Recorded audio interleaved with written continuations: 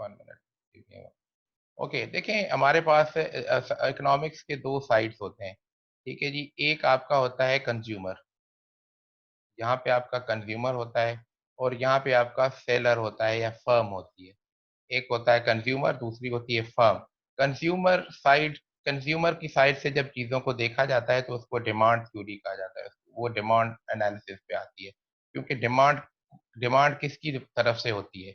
Demand consumer की तरफ से होती है, ठीक है। और अगर फिर सेलर साइड या फर्म साइड की साइड पे अगर देखा जाए तो वहां पे हम प्रोडक्शन थ्योरी होती है, ठीक है। क्योंकि प्रोडक्शन किसका काम है? प्रोडक्शन काम है आपके फर्म्स का। अब डिमांड एनालिसिस के अंदर जितनी भी चीजें हमने की थी, समझ लें वो हम कंज्यूमर की साइड से चीजों को देख रहे थे। अच्छा, और जब प्रोडक्शन थ्योरी की बात करते हैं तो हम बेसिकली फर्म्स की साइड से चीजों को देख रहे हैं। एक चीज ये समझें। फिर हमारा मेजर पर्पस क्या है यहाँ पे? डिमांड कि जब कंज्यूमर की साइड से देखा जाता है तो what is the main objective of a consumer? As a consumer आपका मेन ऑब्जेक्टिव क्या है? आपका ऑब्जेक्टिव है आपकी यूटिलिटी सेटिस्फेक्शन, ठीक है। आप चाहते हैं कि आप satisfaction, you want to be satisfy satisfy what? You want to satisfy your demand, you want to satisfy your needs, ठीक है। और ये सेटिस्फेक्शन को हम मोर टेक्निकल टर्म्स में कहते हैं यूटिलिटी मैक्सिमाइजेशन। क्या कहते हैं? आपने बेसिक माइक्रो इकोनॉमिक कोर्स में होपफुली ये कॉन्सेप्ट पढ़े हों कि व्हाट डू वी मीन। तो जो जो जो कंज्यूमर्स होते हैं वो बेसिकली कौन होते हैं? वो यूटिलिटी मैक्सिमाइजर्स होते हैं। Their main objective is to maximise their utility function, ठीक है जी। अच्छा, अब जब हम सेलर जाऊंगा। साइड पे या फर्म साइड पे आते हैं, फर्म साइड पे आपका जो मेन ऑब्जेक्टिव है वो क्या होता है? फर्म साइड पे आपका मेन ऑब्जेक्ट होता है प्रॉफिट मैक्सिमाइजेशन। ये मैं पाए का टर्म यूज कर रहा हूँ, प्रॉफिट मैक्स, यानी कि प्रॉफिट को मैक्सिमाइज करना। कंपनीज या फर्म्स का मकसद होता है प्रॉफिट मैक्सिमाइज करना। तो अब देखें, प्रोडक्शन आपके पास जो एक प्रोडक्शन मैंने आपको बताया था, एक एक्टिविटी है। कोई भी एक एक्टिविटी ले लें, कोई भी एक प्रोसेस ले लें, कोई भी एक फंक्शन ले लें, जहाँ से आपका इनपुट, आप इनपुट को कन्वर्ट करते हैं आउटपुट में, ठीक है। तो ये जो आपका बीच का ब्लॉक है, ये समझ लें प्रोडक्शन है। तो ये कोई एक्टिविटी हो सकती है, कोई आपकी जो है वो चीज हो सकती है, कोई आपका प्रोसेस हो सकता है। प्रोडक्शन, ये जो आपकी जो प्रोडक्शन है ये बेसिकली आपकी टेक्नोलॉजी को शो कर रही है। This is your technology that you are applying, this is the way you are producing things. Production function आपका समझ लें, आप, it represents your technology, it represents your process by which you turn inputs into outputs, ठीक है। और इस inputs और outputs का मकसद क्या है? To maximise your utility. Basic चीजें, बेसिक ये समझ लें, ठीक है जी। अब उसके बाद आते हैं प्रोडक्शन फंक्शन को समझने के लिए कुछ बेसिक कॉन्सेप्ट्स, फिर प्रोडक्शन फंक्शन इटसेल्फ, फिर शॉर्ट रन एनालिसिस, और उसके बेसिस पे फिर हम law of diminishing marginal returns करेंगे। प्रीवियस क्लास में कुछ चीजें की थी, वो मैं अभी जो है वो अब आपको, सबसे पहले तो देखें कि ये जी जो प्रोडक्शन है वो प्रोसेस का नाम है, एक एक्टिविटी है, ठीक है। इसके अंदर आपको फैक्ट इनपुट्स को आउटपुट्स में कन्वर्ट किया जाता है, ये चीजें हम डिस्कस कर चुके हैं, ठीक है। फाइनल गुड्स, फिर मैंने आपको बताया था कि output can be in the form of final goods, intermediate goods और सर्विसेज। जिसे हम कहते हैं आउटपुट किसी भी कंपनी के लिए, वो बताते खुद एक फाइनल गुड भी हो सकती है, वो इंटरमीडिएट गुड भी हो सकती है, और सर्विसेज के सूरत में भी हो सकती है। इनपुट से हमारी मुराद क्या है? आपकी जैसे कि लैंड, लेबर और कैपिटल, ये आपके इनपुट्स हैं। इनपुट्स को हम फैक्टर्स भी कहते हैं, फैक्टर ऑफ प्रोडक्शन भी कहते हैं, और रिसोर्सेज भी कहते हैं। आउटपुट को हम कभी कभार क्वांटिटी क्यू के नाम से भी जानते हैं, टोटल प्रोडक्ट भी कह सकते हैं, और सिर्फ प्रोडक्ट भी कह सकते हैं, ठीक है। तो ये सारी चीजें आप जो है वो समझ लें कि ये हम क्या किस तरीके से इनके, we have discuss this in the previous class. Okay जी। फिर क्लासिफिकेशन ऑफ इनपुट, आमतौर पे इनपुट को क्लासिफाई किया जाता है land, labour, capital, raw material, time, entrepreneurship. Inputs can be either fixed और वेरिएबल। फिक्स्ड और वेरिएबल इनपुट की क्या सिचुएशन है? ऐसा कोई भी वेरिएबल के जो, सॉरी, इनपुट्स जो होते हैं वो शॉर्ट और लॉन्ग रन में देखे जाते हैं। अगर आपका एक ऐसा इनपुट है कि जिसकी सप्लाई शॉर्ट रन में इनएलास्टिक है, ठीक है। अगर आपकी सप्लाई शॉर्ट रन में उस इनपुट की इनएलास्टिक है, तो वो जो है वो आपका फिक्स्ड इनपुट कहलाता है। ठीक है, fixed input can not be readily change during given time interval. किसी खास टाइम पीरियड के दौरान आप अगर जल्दी से उसको इंक्रीज करना चाहें तो वो उसको इंक्रीज नहीं कर सकते। तो इन इकोनॉमिक सेंस ये क्या है, जिसकी सप्लाई शॉर्ट रन में इन इलास्टिक हो, यानी कि आप अगर चाहें भी तो उसकी सप्लाई को इंक्रीज या इंक्रीज ना कर सकें। ठीक है, इन technical sense fixed input is one that remains constant for a particular level of activity. आपकी देखें ये ऐसा ही है बिल्कुल, जैसे अगर आपके पास फर्ज करें आपके पास जो है वो अगर एक होटल है, आप होटल बिजनेस में हैं, होटल बिजनेस में फर्ज करें आपके पास 500 रूम्स हैं होटल में। तो आपकी जो है वो 500 रूम, तो 500 फैमिलीज या 500 गेस्ट जो है वो रहने के लिए काफ़ी होंगे। इससे ज़्यादा आपको अगर करना पड़ेगा तो you will have to increase the hotel room, जो कि जल्दी से नहीं हो सकती है। तो समझ लें वो जो होटल आपका है वो उस 500 रूम्स की पर डे की रेज़िडेंट्स के लिए आपके लिए वो एक फ़िक्स्ड है, समझ लें, ठीक है। एक ख़ास लेवल ऑफ एक्टिविटी तक वो प्रोडक्शन लेवल तक फ़िक्स रहेगा, उसके बाद वो अगर आप बढ़ाएँगे प्रोडक्शन तो आपको उसको चेंज करना पड़ेगा। तो this is something we call level of activity और आउटपुट। वेरिएबल इनपुट क्या है? शॉर्ट रन में अगर अगर हम देखें तो आप उसकी जो है वो सप्लाई इलास्टिक होती है, आप उसको इंक्रीज़ कर सकते हैं, ठीक है? With the given resources. आम तौर पे मैंने आपको बताया था कि हम जब इस तरीके के प्रोडक्शन फंक्शन की बात करते हैं, तो हम 2 इनपुट्स की बात कर रहे होते हैं। एक एक सिम्प्लिफाइड वर्ज़न मैंने आपको बताया था कैपिटल और लेबर का, ठीक है जी? हम कहते हैं कि ये आपका कैपिटल और लेबर जो है वो ये 2 इनपुट्स हैं, ठीक है? और इन दोनों इनपुट्स के बेसिस पे हमारा प्रोडक्शन फंक्शन जो है वो डिफाइन होता है। How can I right my production function based on this? I can write my production function based on this Q. Q is equal to total product या quantity. Quantity is a function of के N L, ठीक है। के N L से मुराद क्या है? Capital and labour. मैंने आपको बताया इसमें बहुत सारी दूसरी चीजें भी हो सकती हैं, लेकिन एक सिंप्लीफाइड वर्जन इसका ये है। इसमें लेबर आपका ह्यूमन एफर्ट है।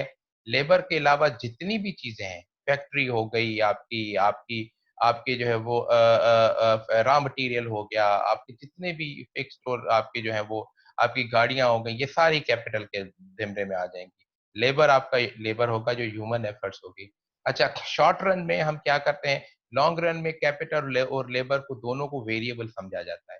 ये समझ लें कैपिटल भी वेरिएबल होगा और आपका लेबर भी वेरिएबल होगा। लेकिन शॉर्ट रन में हम क्या करते हैं, के ऊपर बार लगा देते हैं। बार से मुराद ये है कि अब कैपिटल फिक्स्ड हो गया, ठीक है, और आपका ये जो है वो लेबर अब जो है वो लेबर वेरिएबल है। यानी कि अब शॉर्ट रन में क्या होगा कि आपकी कैपिटल की सप्लाई जो है वो फर्ज करें अगर 10 यूनिट्स है तो वो 10 यूनिट्स फिक्स रहेगी। लेबर की सप्लाई आप इंक्रीज कर सकते हैं from 1 to 2 to 3 to 4 to 5, फर्ज करें 50 तक। लेकिन ये जो कैपिटल है, कैपिटल 10 10 का 10 रहेगा। ठीक है जी, तो this is something we call short run production function with two input variables. आपके कौन से हैं? Capital and labour, where one is fixed and other is variable. ठीक है जी, तो this is the basics of understanding आपका। अच्छा, फिर हमने लॉन्ग रन को शॉर्ट रन और लॉन्ग रन में क्या है, लॉन्ग रन में सारे इनपुट्स जो है वो वेरिएबल्स हो जाते हैं और हम कहते हैं कि जो आपकी आउटपुट है वो आपके दोनों वेरिएबल्स पे जो है वो डिपेंड करेगा, ठीक है, in all inputs. Short run में आपका जो आउटपुट है वो सिर्फ एक वेरिएबल यानी कि लेबर की वेरिएशन पे जो है वो डिपेंड करेगा। तो this is something we can write like this.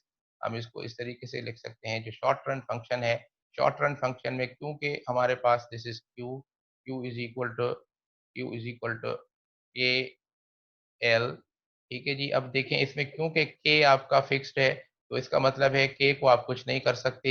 Short run में आपका जो है वो ये सिर्फ लेबर के ऊपर डिपेंड करेगा। दिस इज, अगर मैं लिखूं Q is equal to F of L तो इसका मतलब है आपकी जो प्रोडक्शन है वो लेबर के ऊपर डिपेंडेंट है। तो ये शॉर्ट रन फंक्शन समझ लें हो गया। लेकिन लॉन्ग रन फंक्शन में आपका वही रहेगा, क्योंकि लॉन्ग रन फंक्शन अज्यूम करता है कि ये दोनों वेरिएबल हैं, तो इन लॉन्ग रन के जो प्रोडक्शन है is actually production of is a function of capital and labour both together. ठीक है, this is something we can write, this is our long run function, this is our essentially short run function। इसका और simplified version ये है। Okay, then we go to the next slide.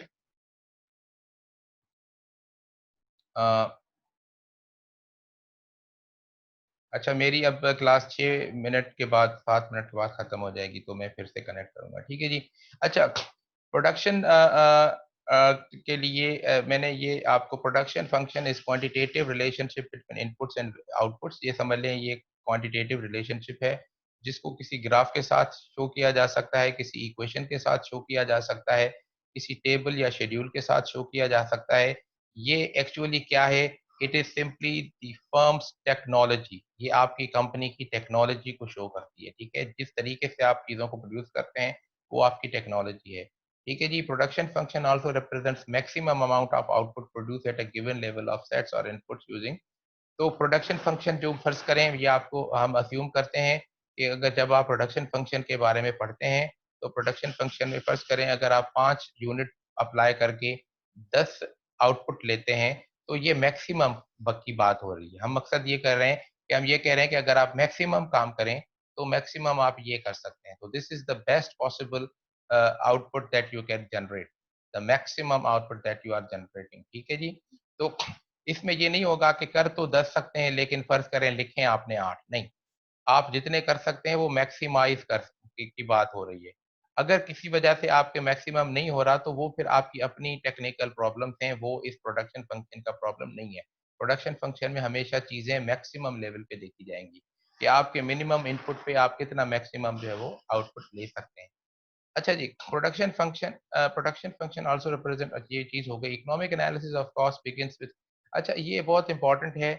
ये आपकी cost analysis हमारा अभी next जो हमारी थ्योरी कॉस्ट थ्योरी शुरू होगी, उसके लिए प्रोडक्शन एनालिसिस उसका बेसिक है। जब तक प्रोडक्शन एनालिसिस से नहीं समझेंगे, कॉस्ट एनालिसिस समझना मुमकिन नहीं है। The production function is a statement of relationship between firms scarce resources, ठीक है, and the output that results from this use.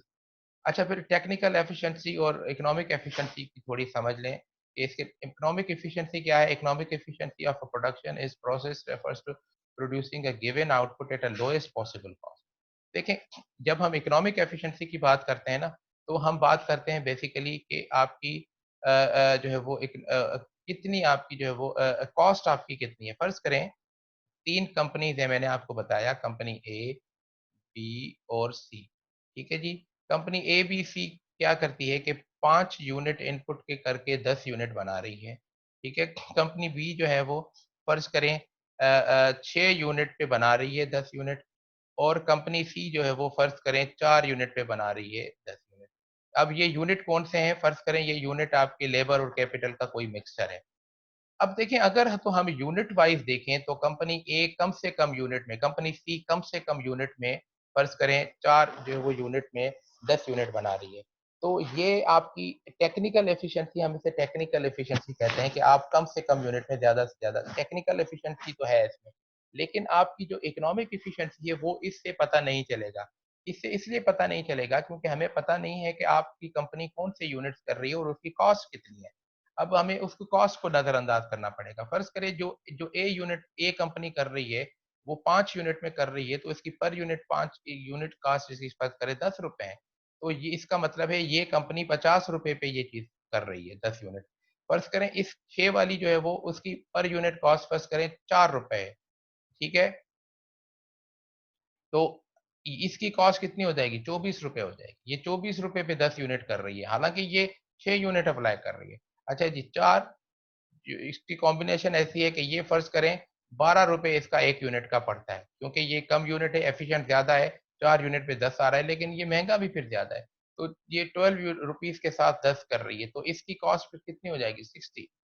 तो आप अंदाजा लगाएं, देखें, बाहर तो ये लग रहा था कि ये कंपनी, ये जो बी कंपनी है, ये बिल्कुल जो है वो ये एफिशिएंट नहीं है, लेकिन इकोनॉमिक एफिशिएंसी इसमें ज्यादा है। क्यों? क्योंकि इसके जो इनपुट्स हैं, वो जो इनपुट्स यूज कर रही है, फर्ज करें वो लेबर और कैपिटल की जो कॉम्बिनेशन ऐसी यूज कर रही है, वो सस्ता इनपुट ज्यादा यूज कर रही है, लिहाजा इसकी पर यूनिट कॉस्ट जो कि 4 रुपए पड़ रही है।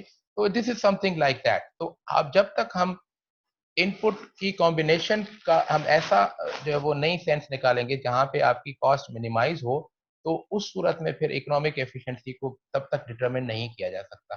तो सिंपली पुट, इकोनॉमिक एफिशिएंसी आती है given output at a lowest total cost.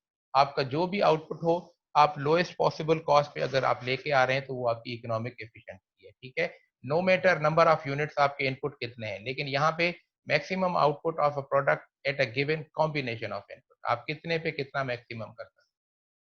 This is your technical economic efficiency, I hope it is clear. अच्छा जी, अब मैं अच्छा जी, मेरे पास अब now I have just one moment please.